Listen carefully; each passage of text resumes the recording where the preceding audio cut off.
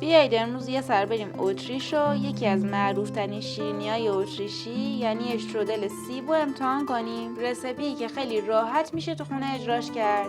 برای فیلینگش به سیبایی که خیلی نازک برششون زدیم اول یکم آب لیمو بزنیم که رنگشون عوض نشه.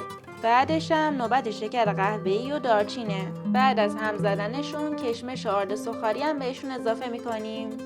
مواد فیلینگ آماده شد. بریم سراغ خمیر هزار لا. به خمیر کره آب شده و یه لایه نازک پودر سوخاری میزنیم. مواد فیلینگ رو میریزیم وسطشون و دو طرف خمیر رو جمع میکنیم.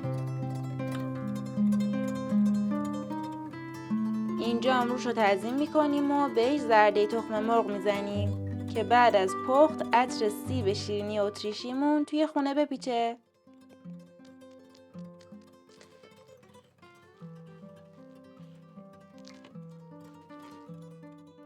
مقدار دقیق مواد و دمای فرم توی کپشن هست. شما بگید کشور بعدی کجا بریم؟